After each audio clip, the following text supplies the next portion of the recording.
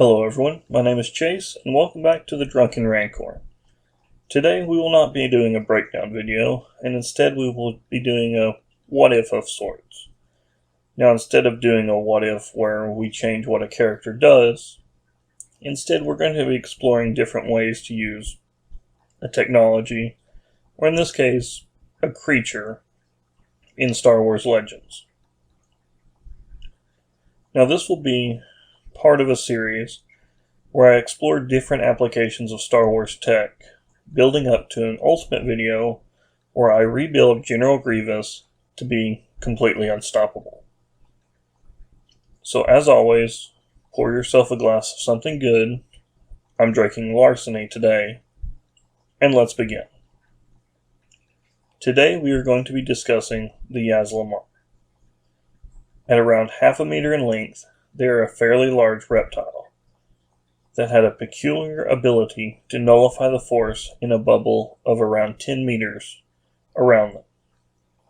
Throughout Legends, the Yasalimir are used to hamper and subdue Jedi, but they are relatively rare, so luckily for the Force sensitives of the galaxy, so long as you avoided Mirkir, you're pretty well safe. The first idea I wanted to explore is what would happen if you took a Yasalimir to the planet of Alferdes. This is the home planet of the Miraluka. The Miraluka are nearly identical to humans, except for one key feature. They have no eyes. Instead, they see through the Force, which makes me wonder if they can see while inside the sphere of a Yasalimir. Because if they can't, it would be hilarious to strap one on your back and wander around the planet. People wondering why their vision cuts off when you get near to you. Or better yet, from the outside, they just see a massive ball of nothing, 10 meters in diameter, wandering through their city. Though it might have actually saved the colony on Kotor. After all, Darth Nihilus became so corrupted by the dark side that he had to use the Force to bind his spirit to his mask and his robes, and upon his defeat by the exile, it was released. But seeing as it could be released from its bindings, makes me wonder if being in the nullified Force void of Yasalimir would cause him to be dispelled. In fact, now that I think about it, Yasalimir would absolutely beat all three of the Sith Lords in Kotor 2. Nihilus would disappear into pure dark side energy. After all, if the Yasalimir prevents you from manipulating the Force, he wouldn't be able to hold his form. Darth Sion is basically a corpse that is reanimated by his anger and control of the dark side, so the minute he loses control, he's dead, and Kreia becomes a blind, one-handed old lady. So you just push her over or something. You win. Strap a Yasalimir to the top of T3M4 or HK-47, problem solved. No more Sith.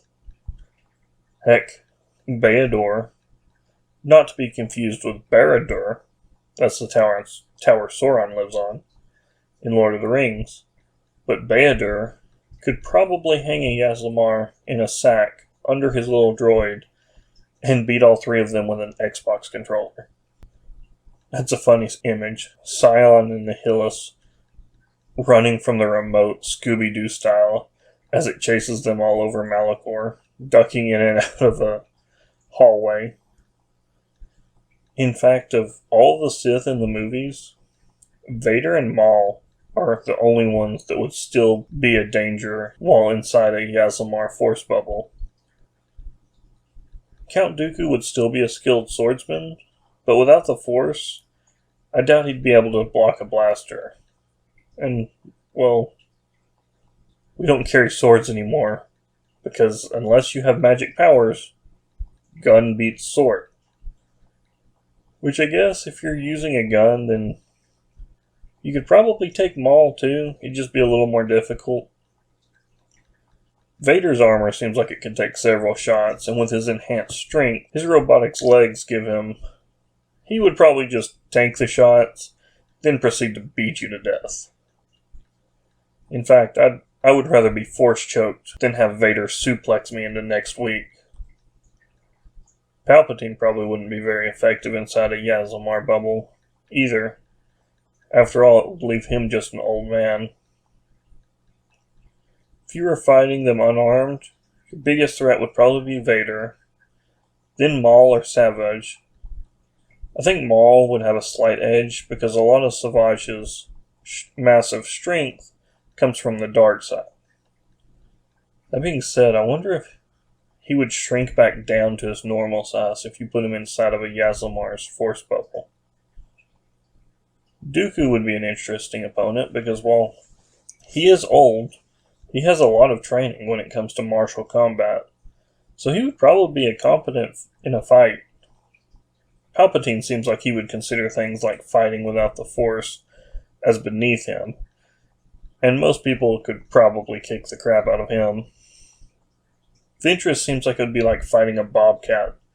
Even if you could overpower her with strength, you'd probably be in a state that makes you wish you hadn't. Most Jedi would probably still be a dangerous opponent after all. They train from a very young age for physical combat, so even without the Force, they wouldn't be a pushover. That being said, you strap a Yasalimir to the back of General Grievous, and he would be the most dangerous Jedi killer ever. Not even Obi-Wan would have been able to take him down.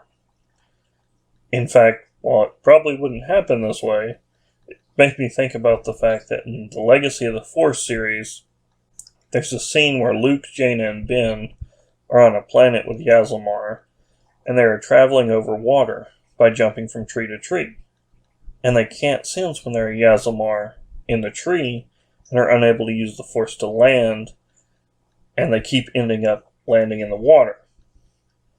So it would be a funny scene if on Utapau, when Obi-Wan confronts Grievous, it goes the exact same until Obi-Wan jumps, and instead of softly landing with the Force and giving the now infamous "hello there," Obi-Wan just slams down and breaks his legs, because he just jumped from like 2 stories up onto concrete and he couldn't use the Force to land. Which, even if he landed without the Force, or with the Force just outside of the bubble, the moment Grievous closed with him, without the Force to help him predict and defend against Grievous, Obi-Wan would have been cut to pieces. In fact, I could see Palpatine intentionally keeping the Yasalimir from being used in the war. After all, he needed the war to reach a certain point before he could execute Order 66 and kill all the Jedi. Which is why he was not happy when certain plans moved forwards without his orders, like the Cortosis-plated B-2 battle droids. Which will lead us into the next video, where I will be going over the different metals of the Star Wars universe. So, if you have any suggestions for that, or any other suggestion for technology you would like to see discussed and used to upgrade Grievous, let me know in the comments, or hit me up on Twitter at The Drunken Rancor. And as always, raise your glass, and may the Force be with you.